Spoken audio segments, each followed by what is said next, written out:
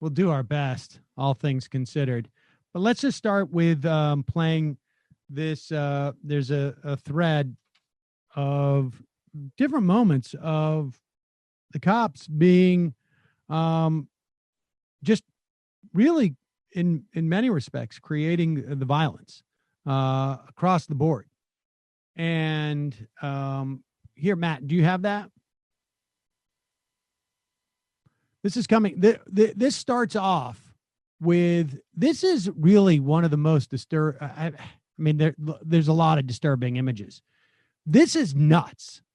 Like, this isn't, you would not, I mean, you could see a lot of people in the military commenting like, we would never be allowed to do this in a wartime situation.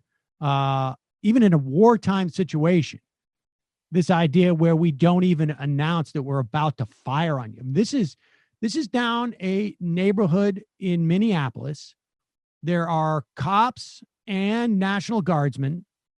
The video is taken by a woman who is, and maybe there's one or two women who are standing on their front porch of their home. And the cops are telling people to go inside. And then the only warning that they're about to shoot at these people with rubber bullets, and I'm sure you've seen plenty of the footage of people just gushing blood from rubber bullets, is you hear one guy yell, "Light them up." Go ahead. No, there's more. Look at this. They just keep coming. Go inside! Get inside! Get inside! Get inside! Get in your house now! Let's go! Light them up! Go inside now! Get in the house!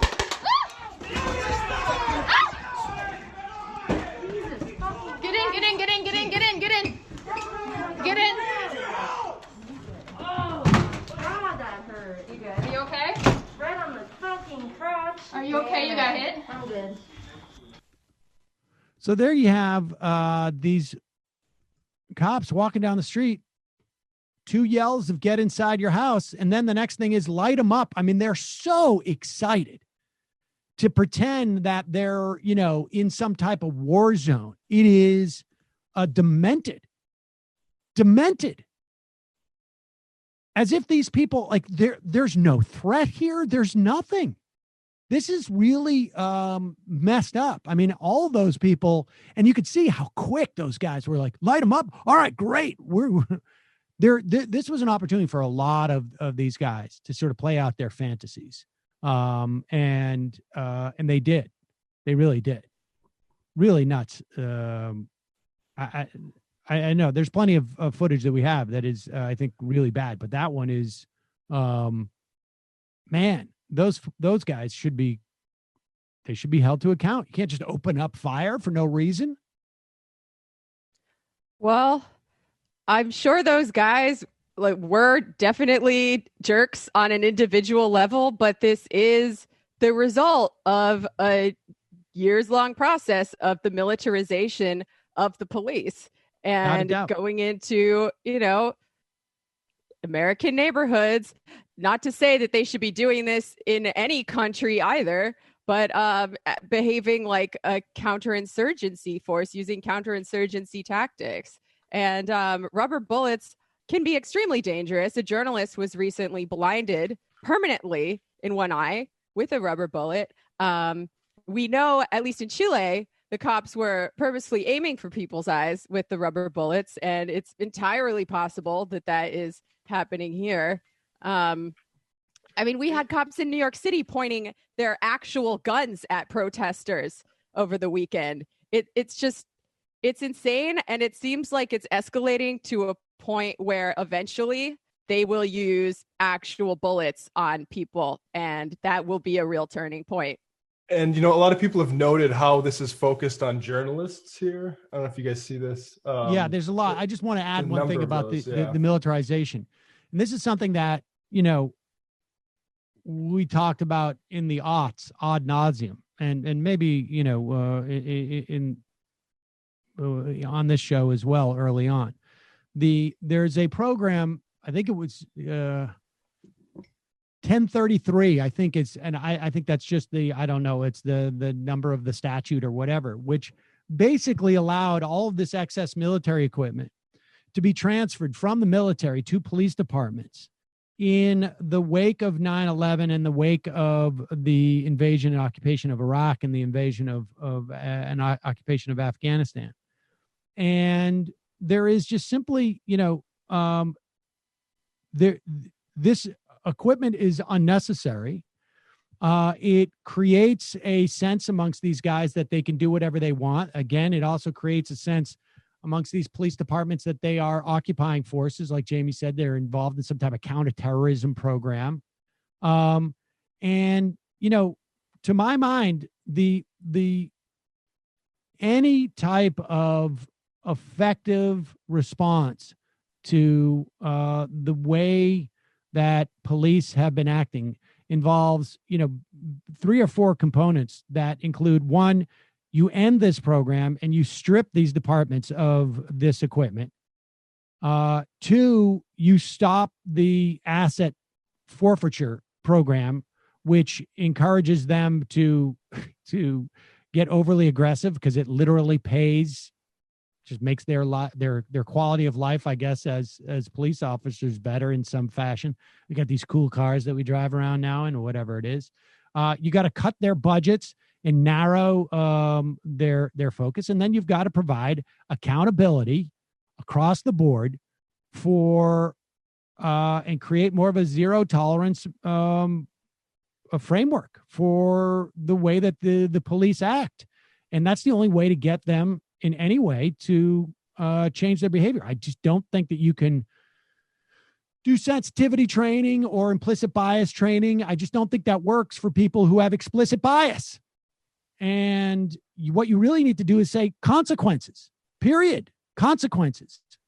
You cannot engage in certain behaviors without you suffering severe consequences.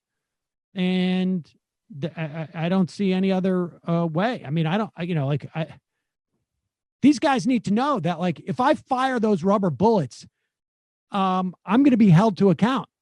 These bullets are going to be counted literally. And if I fire them, I need to justify firing them, or otherwise I'm going to get in trouble, because that, just light them up and then these guys just start firing. It's insane.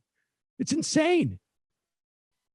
Yeah. I mean, I'm certainly not against consequences for the cops who do these things. But as I've said before, the most helpful way to reduce violence in communities and keep people safer is to shrink the budgets of police departments. Austerity for the cops. Many things that the police do now they're being put in a position of handling things that should be handled by social workers, things that should be handled by addiction specialists. Like, all of these social problems have been pushed onto the cops because it's cheaper. It's way, way cheaper to increase the funding to police departments, even to the bloated level that they're at now, than to provide even a basic level of services and redistribution. Yeah, speaking of that, this is a guest we should have on, Laura Darencourt. My study of Northern backlash against the Great Migration has no policy prescription, but has a smoking gun. Police are the only public investment to increase in metro areas with more Black migration. Good faith pursuit of racial justice starts by questioning this institution. Yeah, I mean, this is, again, this is pretty basic, but you can follow the priorities of a society based upon how they spend their money. Yeah. And, you can't pour money into the police force and anticipate that they're just going to be like, oh, okay, great. They're going to create business for themselves. And that's part of the problem. Yeah.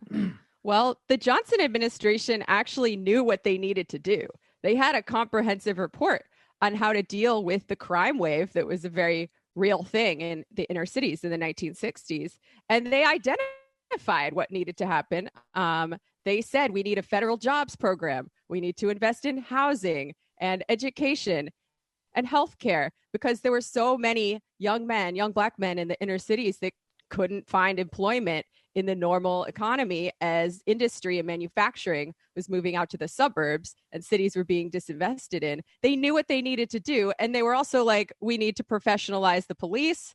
A lot of people in cities supported this because police were not doing, quote unquote, their jobs. They were not controlling crime. They were not sensitive to Black victims at all. But what ended up happening was they only invested in the police and not social programs. Why did that happen? Lots of different reasons. Partly, we just didn't have the class forces to marshal the kind of redistribution from rich to poor that would have been necessary. The labor movement was dying out. The civil rights movement was being defeated at this point in time. And these had only been like tentative coalition partners in the Democratic Party in the first place. So there are many reasons why it didn't happen. There was also a legitimate fear of a capital strike, that they would spook investors if they did too much redistribution at a time when profits were falling. So there are many, many factors that went into this, but it obviously something needs to be done about it now.